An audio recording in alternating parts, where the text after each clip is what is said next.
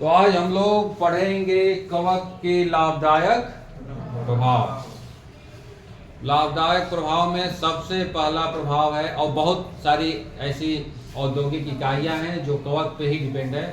कवक की कुछ वेराइटीज हैं जो स्पेशलाइज हैं उस औद्योगिक इकाई को चलाने के लिए। तो उसमें सबसे पहले औद्योगिक इकाई है अब ब्रेड बनाने में।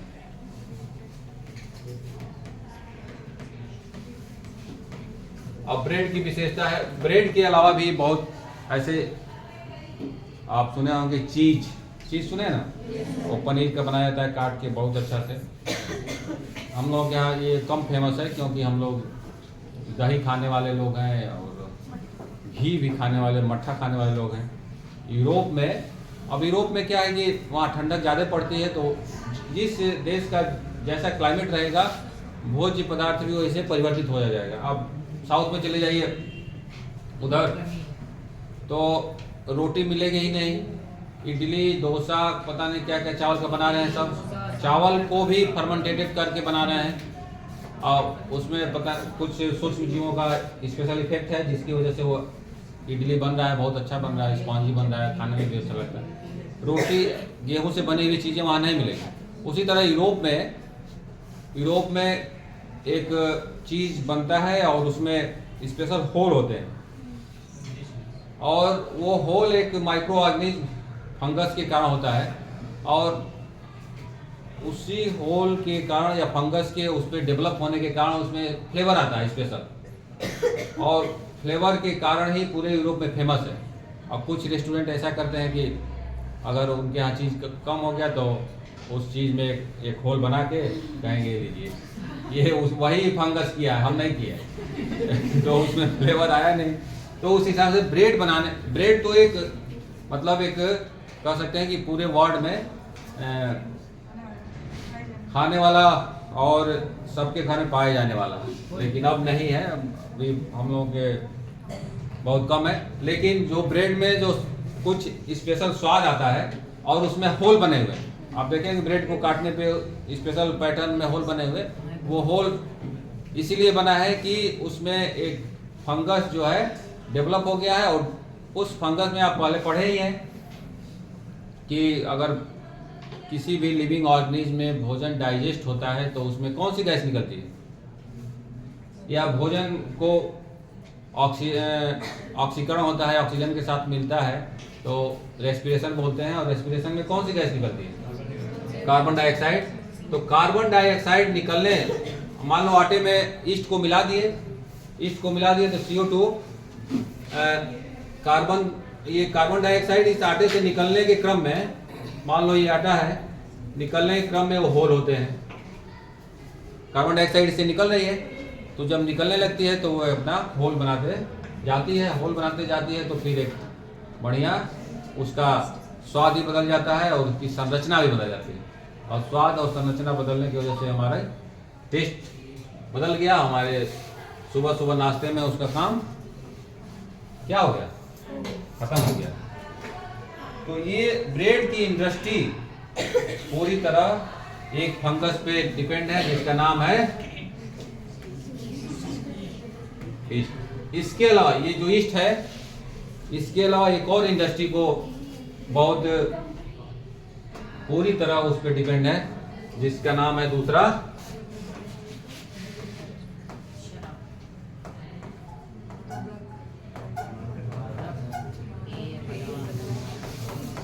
ये उसमें देखे हम एक बुक में, उसका हिंदी मीडियम में लिखा हुआ था, मादक पेय, मतलब जितना अल्कोहल बनाने के।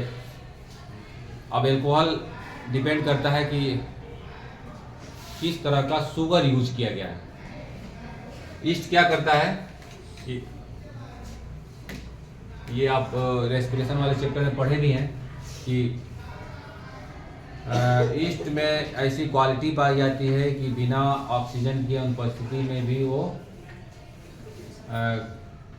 शोषण कर लेता है, मतलब कि फूड से एनर्जी को रिलीज कर लेता है ऑक्सीजन की अनुपलब्धता में भी। तो अब जो ऑक्सीजन अनुपस्थित है, अब यहाँ पे मान लो शुगर है, C6H12O6 और इसको डबल कर दो तो आ जाएगा शुगर। ऑक्सीजन अवेलेबल नहीं है तो क्या निकला है, एक इसका जो परिवर्तन क्या हो गया, CO2 और H2O में ना होके क्या हो गया, अल्कोहल में हो गया। अब ये अल्कोहल डिपेंड करता है कि उसका जो नेचर होगा, उसकी प्रकृति होगी और उसकी क्वालिटी होगी और उसका डिग्री ऑफ टेस्ट होगा, अलग अलग होगा। मान लो यहाँ पे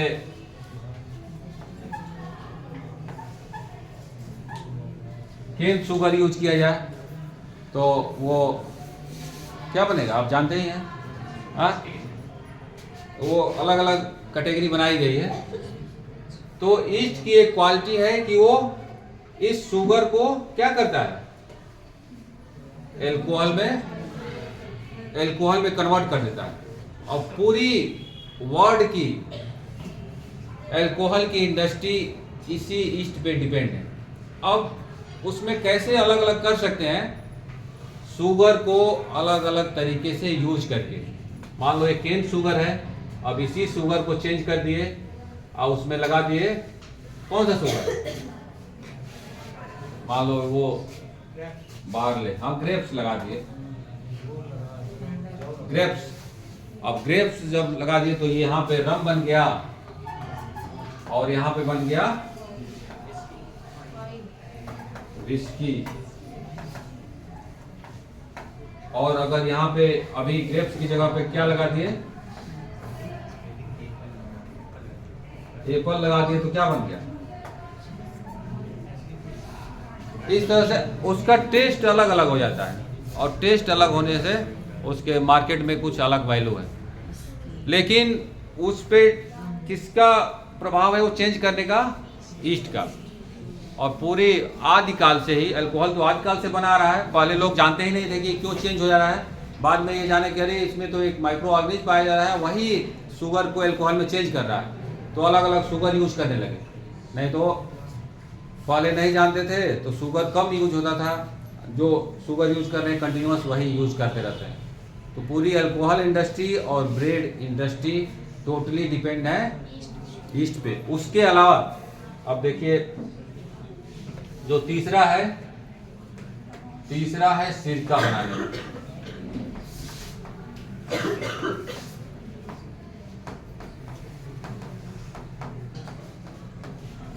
सिरका आप जानते ही हैं कि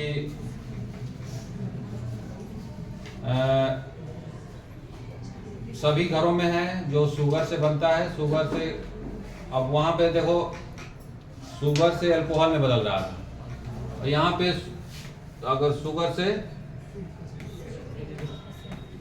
एसिड, सिरका को क्या कहते हैं, कौन सा एसिड है, एसिटिक एसिड। अब ये एसिटिक एसिड सिरके के रूप में और स्वाद को बढ़ाने के रूप में प्रयोग होता है, बहुत जगह प्रयोग होता है, रेस्टोरेंट में भी प्रयोग होता है। आगे इसको देखते हैं कि इसमें कौन सा फंगस है जो ग्रुप एस्परजिलस नाइजर जो इस सिरका को बनाता है।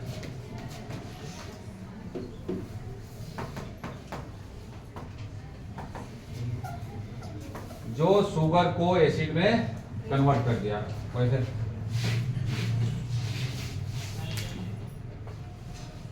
अब इसके अलावा जो ये तो एक नॉर्मल हो गया कि एक मतलब एसिटिक एसिड बना दे। इसके अलावा बहुत सारे ऐसे एसिड हैं जो फंगस की सहायता से बनाए जाते हैं, लैब में पाया जाता है। ग्लूटामिक एसिड, माइलिक एसिड आप सुने होंगे, माइलिक एसिड, और अलग अलग जगहों पे यूज होता है।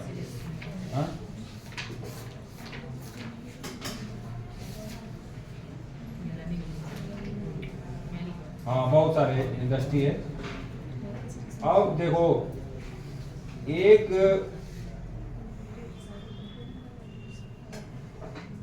फंगस का जो काम है,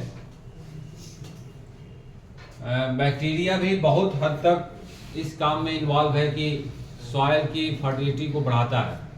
आप जानते ही हैं, और हम लोग पिछले क्लास में डिस्कस भी किए हैं कि बैक्टीरिया किस तरह से नाइट्रोजन स्थिरीकरण और नाइट्रोजन फिक्सेशन में एक ग्रेट रोल प्ले करता है एक नाइट्रोजन प्रोडक्ट को दूसरे नाइट्रोजन प्रोडक्ट में चेंज करने में।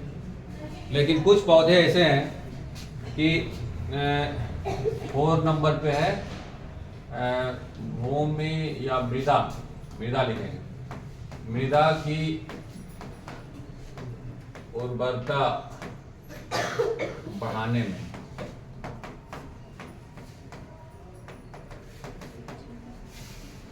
जैसे फ्री लिविंग बैक्टीरिया भी सॉइल में पाए जाते हैं जो नाइट्रोजन को एक सबस्टांस से या एक कंपाउंड से दूसरे कंपाउंड में बदल देते हैं।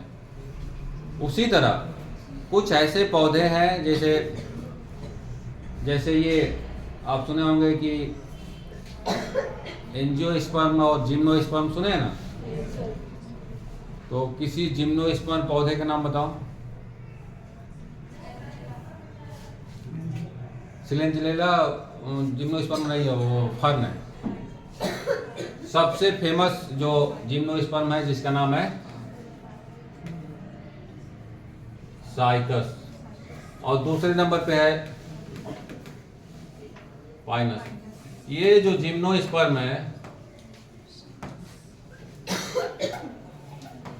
इन पौधों की जड़ों में, इनकी जड़ें कुछ ऊपर होती हैं, ऊपर निकली हुई। आप देखिए ताड़ के पेड़ तो उसकी कुछ जड़ें ऊपर निकली हुई थी। उन जड़ों में फंगस का एसोसिएशन पाया जाता है और वो फंगस का एसोसिएशन सॉइल से वाटर को एब्जॉर्ब करने में और कुछ मिनरल्स को इकट्ठा करने में सहायता करता है। और वो एसोसिएशन उसी तरह है जैसे बैक्टीरिया का एसोसिएशन लेगुमिनस प्लांट में सहजीवी के रूप में। तो उस टाइप की जड़ों को बोलते हैं माइकोराइजा। मतलब अब फंगस का अध्ययन तो कहते हैं ये माइकोलॉजी, जानते हैं ना, और राइजा मतलब रूट। तो इन दोनों को जितने भी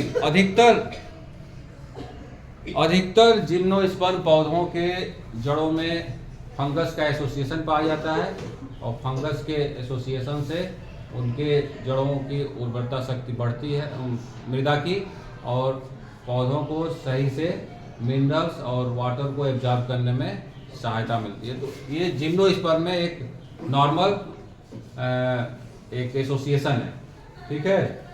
ये हो गया 4, और एक और हम लोग देखेंगे कि जो बेनिफिशियल एक्टिविटी है और कुछ एंजाइम बनाने में, जैसे एक है अब शुगर से अल्कोहल चेंज करने में जाइमेज एंजाइम का मेन रोल है। अब जहां पे भी जाइमेज एंजाइम की जरूरत होती है आर्टिफिशियली, तो एंजाइम बनाने में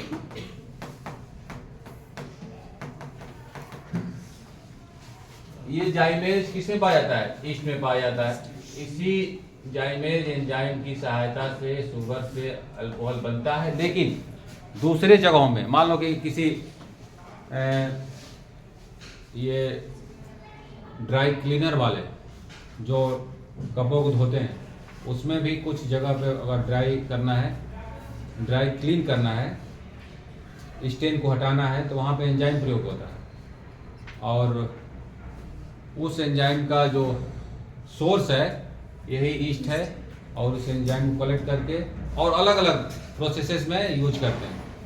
तो ये एंजाइम का एक फंगस स्रोत भी है, बहुत सारे एंजाइम का। ऐसे एक उसमें से एक एग्जाम्पल है जो एंजाइम बनाता है। बाहर घूम के आओ, जाओ।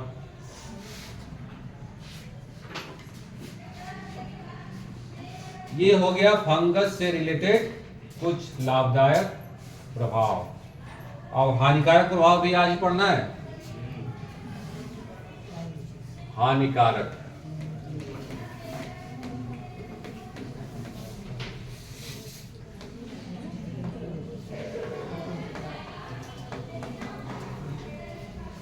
तो एक इसमें ये डिफरेंस है, अगर बैक्टीरिया से और फंगस से कंपैरिजन किया जाए तो बैक्टीरिया ज़्यादातर जो परजीवी है हानिकारक तभी हो सकता है जब दूसरे जीव को नुकसान पहुंचाए, वही ना।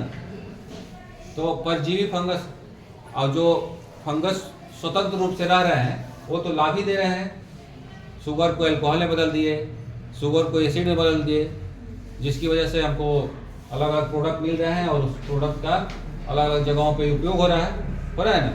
लेकिन जो बैक्टीरिया परजीवी है, परजीवी आप समझते हैं कि मोड ऑफ न्यूट्रिशन जिसमें एक जीव दूसरे जीव से भोजन चुरा लेता है, और चुराने वाले को हमेशा जिससे चुराया गया उसको नुकसान ही हुआ। किसी घर में चोर घुस गया तो वो भी कुछ संभाल लेकर भाग गया तो नुकसान ही हुआ। तो जीवों में जो नुकसान होता है, तो बहुत सारे ऐसे माइक्रो ऑर्गेनिज्म हैं जो नुकसान पहुंचाते हैं। अब बैक्टीरिया और फंगस में कंपैरिजन किया जाए, मान लो कि ये बैक्टीरिया का कॉलम है और ये फंगस का है, तो बैक्टीरिया का जो भोजन चुराने का या किसी पे परजीवी होने का जो क्रम है वो सबसे ज्यादा जंतुओं पे, पौधों पे बहुत कम बैक्टीरिया ऐसे हैं जो परजीवी, ठीक है। ये थोड़ा सा most of the bacteria parasite on animals पे, जंतुओं पे ये बैक्टीरिया अगर देखेंगे तो। और प्लांट पे क्या है, प्लांट पे इतने इस तरह से। और कवच के सेंस में आप देखेंगे, फंगस के सेंस में, तो पौधों पे बहुत सारे फंगस इतना, और जंतुओं में बहुत कम। इस तरह से विभिन्नता है परजीविता का in comparison to bacteria and fungus, अगर बैक्टीरिया को फंगस से कंपैरिजन करें तो। इसलिए बहुत सारे फंगस की वैरायटीज हैं जो पौधों के ऊपर परजीवी है, बहुत सारे, और परजीवी होने के साथ साथ वो लार्ज अमाउंट में फसलों को और दूसरे पौधों को नष्ट कर देते हैं। बैक्टीरिया के कंपैरिजन में आप देखिए कि जंतुओं में बहुत कम ही फंगस डिजीज है, बहुत होगा तो दांत खाज खुजली होगा। जो फंगस से है उसमें थोड़ा सा क्रीम लगाए और सब एंटीसेप्टिक लगाए, ख़त्म हो गया। लेकिन बहुत से ऐसे बैक्टीरियल हैं डिजीज जो आप 4 महीने 2 साल तक एंटीबायोटिक खाइए तब जाके वो सब शरीर से ख़त्म होते हैं। फंगस एक तरह से, अब उसमें छोड़ दीजिए कि ब्लैक फंगस आ गया, और एक नॉर्मल कंडीशन नहीं, वो एक एक्सेप्शन था। तो फंगस के सबसे पहले हम लोग देखते हैं कि कौन कौन से ऐसी फंगस की वैरायटीज हैं जो पौधों पे क्या है, हानिकारक इफेक्ट, हानिकारक प्रभाव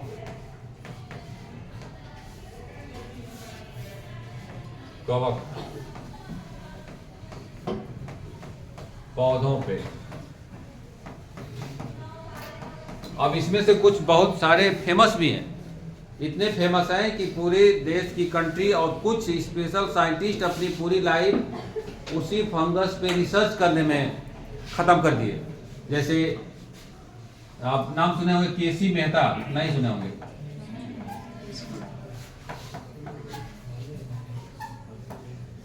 केसी मेहता एक जो वो थे माइकोलॉजिस्ट, इंडिया में एक फंगस पाया जाता है जिसका नाम है पक्सीनिया ग्रेमिनीज।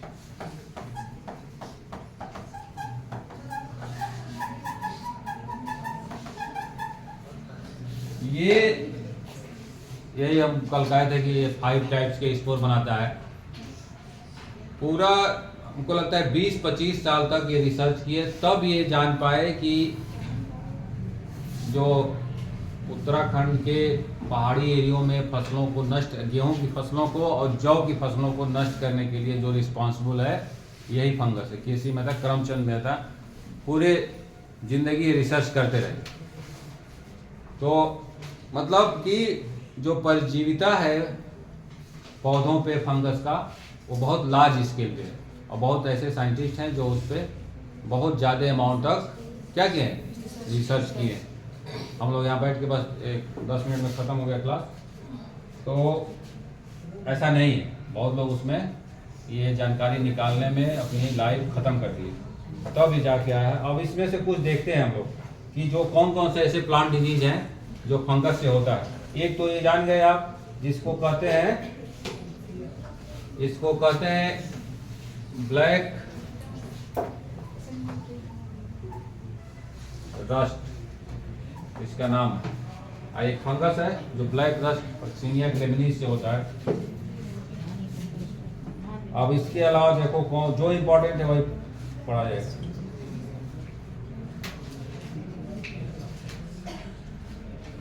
स्मट। अब स्मट 2 प्रकार के होते ही हैं। तो पहले स्मट 5 से ज्यादा नहीं है, एक तो हो गया स्मट।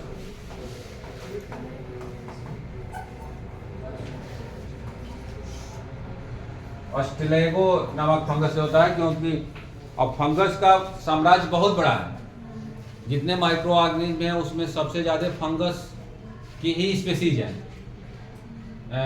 करीब 50,000, इसमें से 2-3 आप जानते हैं ना, 50,000 फंगस की वेराइटीज आइडेंटिफाइड है और वो पूरे अर्थ में पाई जाती है। और उसमें से बहुत सारी डेंजरस भी हैं जो पौधों के लिए हैं, तो उसमें से कुछ ही है ऐसी है, आप समझिए। तो 50,000 में ये एक तो स्मट डिजीज हो गया। और जो एक और जो इम्पोर्टेंट है, आप गन्ना खाए हो, तो गन्ना खाए तो देखे होंगे कि एक बार खाए हो गन्ने के, कभी कभी खा रहे हैं तो उसके बीच में एक रेड कलर का आ जाता है ना। हाँ, तो रेड कलर का आ जाता है, सड़ गया है, सड़ गया उसमें। अच्छा, हाँ, बहुत लोग उसी को खोजते हैं, वो खाते हैं, मिल नहीं रहा है।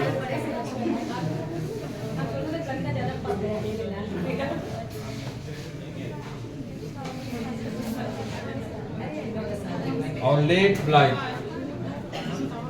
उसका मिल नहीं रहा, पता नहीं कहाँ चला गया।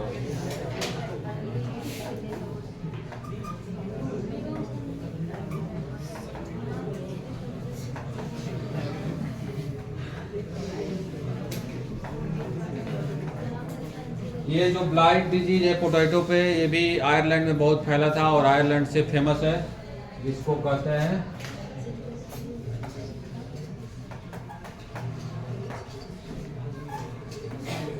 फाइटोपथेरा, ये फंगस है, उसकी वजह से अलग अलग नाम, अब कंफ्यूज होने की जरूरत नहीं है। हाँ, मिल गया, चलो।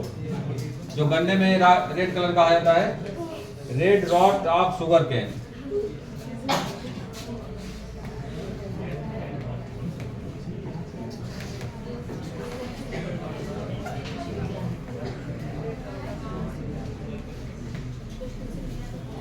तो वो होता है कॉलेट्रिकम। कहाँ गया जी?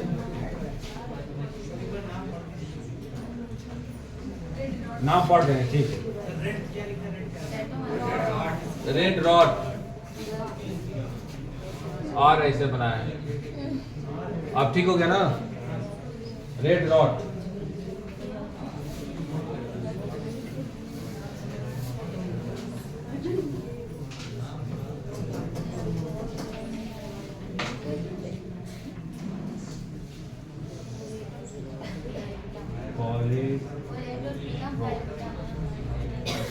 अच्छा ठीक।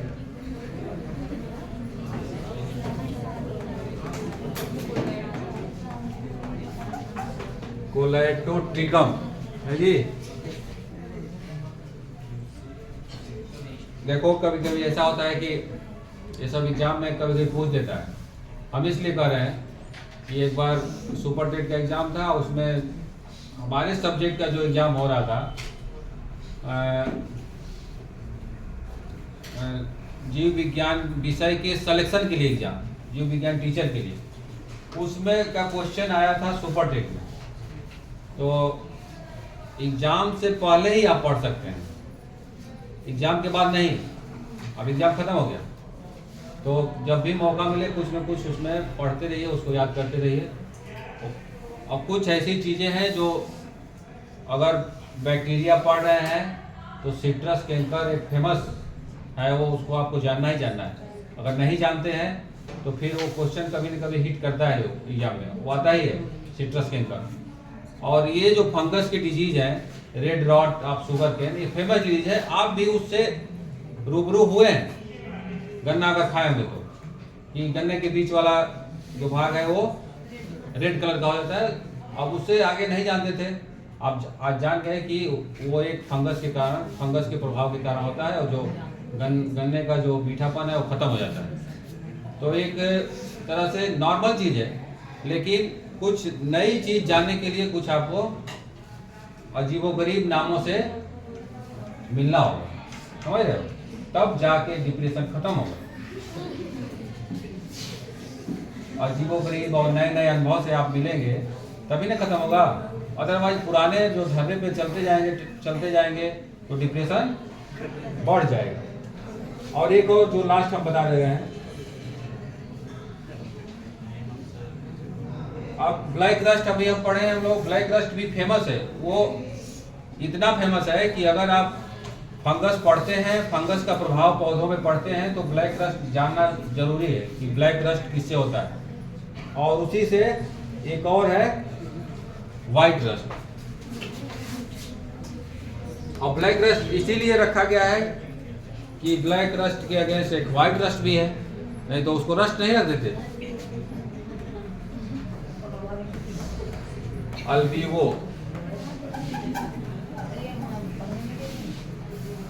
ये फंगस, इतना आप जानते हैं तो कुछ हद तक फंगस का जो हानिकारक प्रभाव है पौधों पे वो आप कुछ समझ सकते हैं। अब जो जंतुओं पे क्या प्रभाव है,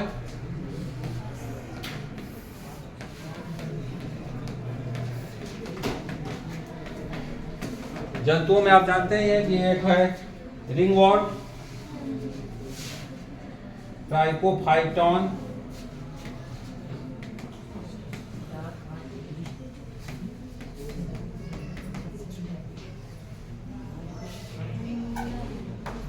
एक तो रिंगवॉर्म आप जानते हैं, और एक जो दूसरा फेमस है वो है एथलीट फुट।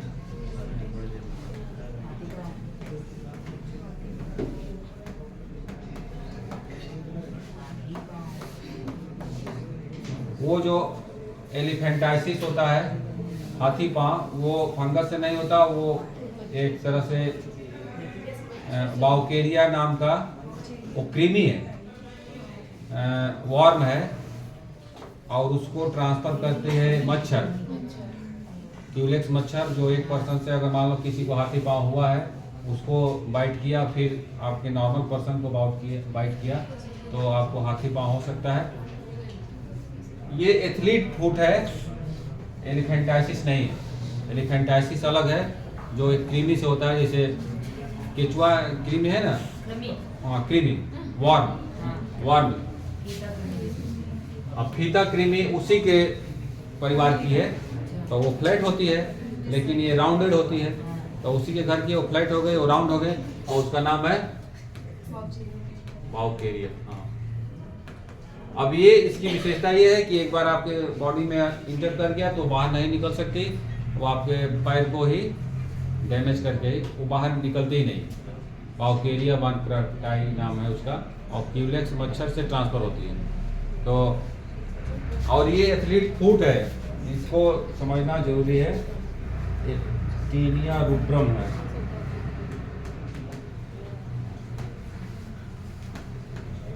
तो ये हो गया हानिकारक प्रभाव जंतुओं पे, किसका? कवक का। और इतना बहुत है, इतना जानकारी रखते हैं आप कवक के बारे में तो कुछ अच्छा आपको गिना जाएगा।